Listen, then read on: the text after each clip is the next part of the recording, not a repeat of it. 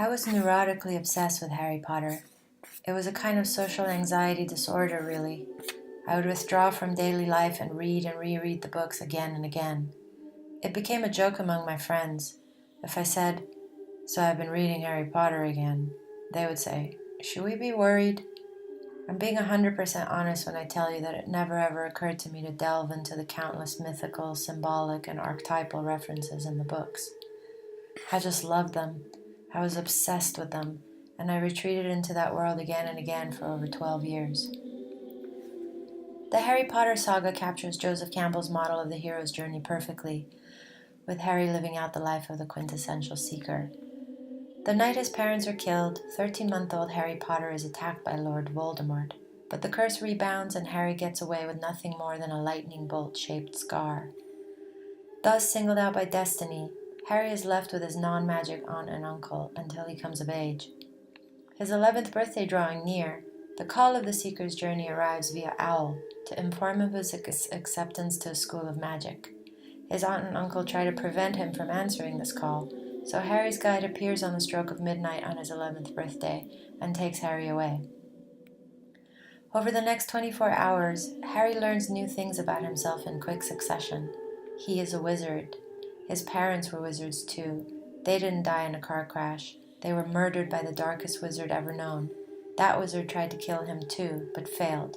And Harry, utterly famous now, is the boy who lived. On the hero's journey for real now, Harry crosses the first threshold when he enters the magical realm at Diagon Alley, and he descends to the depths when he goes down into Gringotts Bank, where Harry discovers he has inherited a vast fortune from his parents, and that he is a wealthy orphan. He passes a second threshold when he arrives at Hogwarts Castle and crosses the Great Lake in a boat. His point of no return occurs when he pleads with the Sorting Hat not to put him in Slytherin House, since that is where the bad witches and wizards are produced. He makes a critical choice at this point of no return. Immortality is the first idea associated with Harry Potter. The Boy Who Lived is the name of the first chapter in the first book, Harry Potter and the Sorcerer's Stone, with the stone itself representing a metaphorical alchemical material that can turn lead into gold and produce the elixir of life. Carl Jung believed that what the ancient alchemists were really doing was the work of individuation, because they certainly weren't turning actual lead into actual gold, yet they persisted. They were seeking the gold of individuation by engaging in what Jung called the symbolic life, through the spiritual artistry of isolated laboratory work.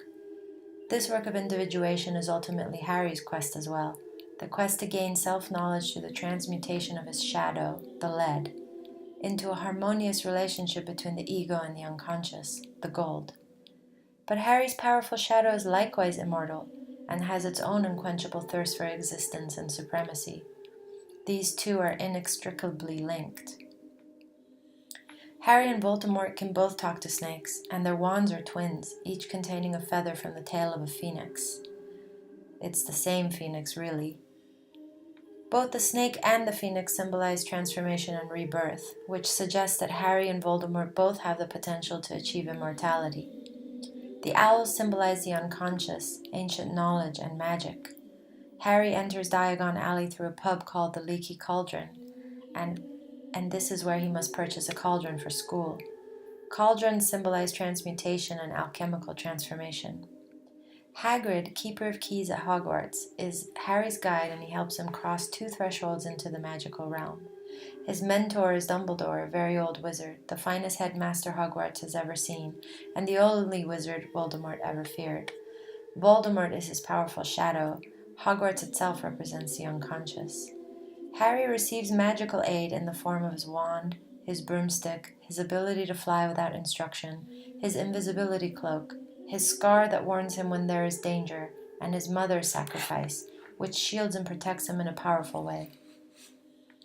In the return phase of the hero's journey, Harry descends down the trapdoor and recovers the Sorcerer's Stone from the depths, thwarting Voldemort's return to power.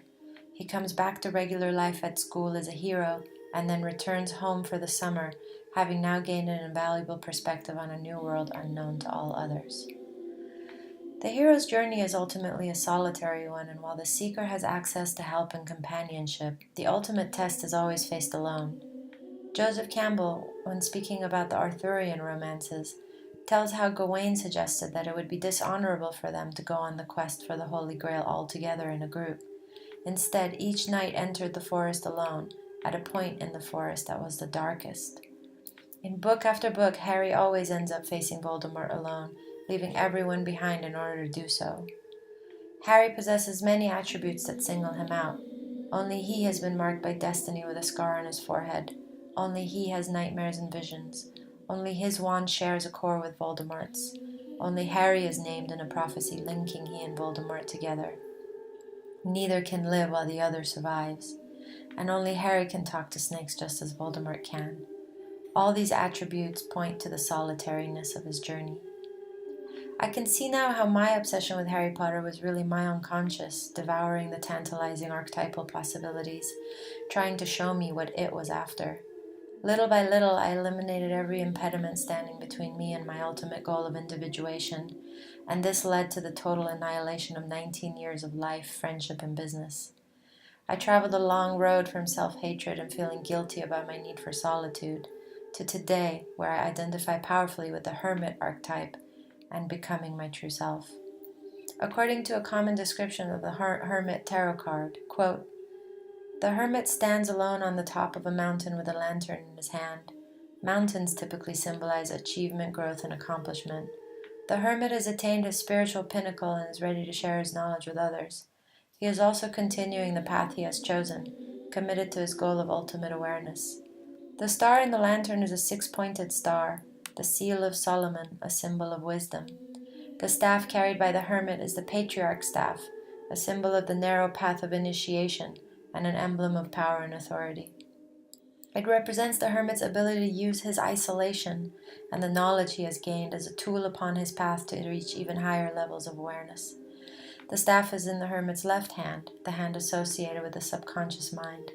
The snow at his feet represents the heights of spiritual attainment. He wears the gray cloak of invisibility. His secrets are not for everyone, only for those earnestly seeking them and those willing to climb the heights to wisdom.